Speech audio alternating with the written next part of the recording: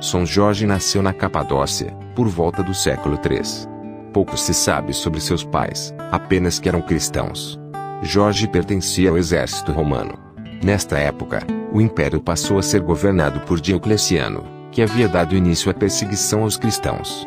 Jorge, apesar de ser do exército, não queria ser perseguidor e opressor aos cristãos, pois ele era cristão e amava Jesus Cristo.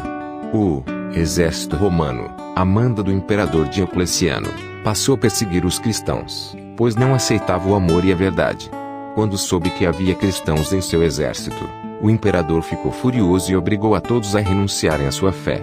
Jorge foi capturado e torturado diversas vezes. O imperador queria que o jovem negasse a sua fé, mas Jorge manteve-se firme.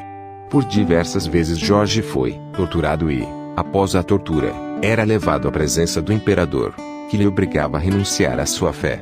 Mas Jorge sempre se manteve firme e não negou sua fé em Jesus Cristo. Depois de várias tentativas, o imperador se enfureceu e mandou degolar o jovem. São Jorge foi martirizado no dia 23 de abril, testemunhando o amor a Deus e ao próximo.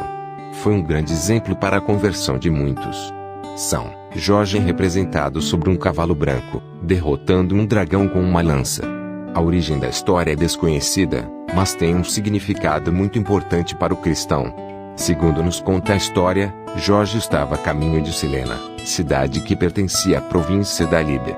Em um lago próximo dali, habitava um enorme dragão, que matava muitos com seu hálito.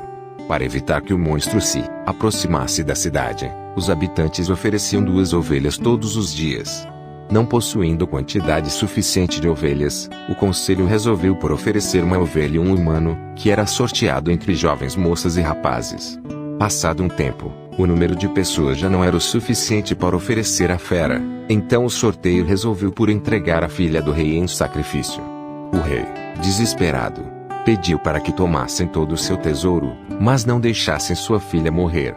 O povo se enfureceu com o rei, pois era ele que havia ordenado o sorteio dos filhos dos habitantes. Ameaçaram queimar o rei e sua casa.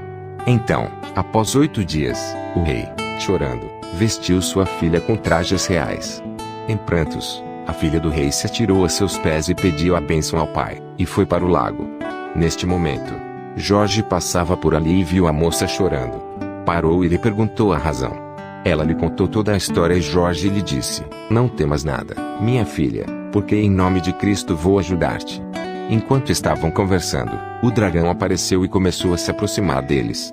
Jorge montou em seu cavalo, protegeu-se com o sinal da cruz e com sua lança atacou o dragão com força, jogando o monstro no chão e pediu para que a moça colocasse o cinto no pescoço do dragão. O dragão a seguiu como um animal de estimação muito manso.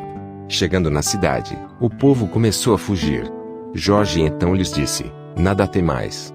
O Senhor me enviou para que eu vos libertasse das desgraças causadas por esse dragão. Crede em Cristo e recebei o batismo, que eu matarei o dragão." Cerca de 20.000 homens foram batizados, junto com o rei, sem contar mulheres e crianças. Então Jorge desembainhou a espada e matou o dragão, ordenando depois que o levassem para fora da cidade.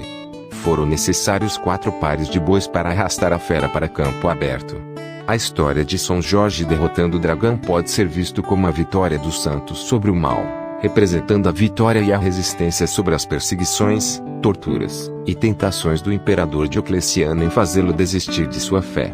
Jorge foi um verdadeiro cristão, se compadecendo do povo e vivendo o bom combate da fé, em nome de Jesus Cristo pelo poder da cruz.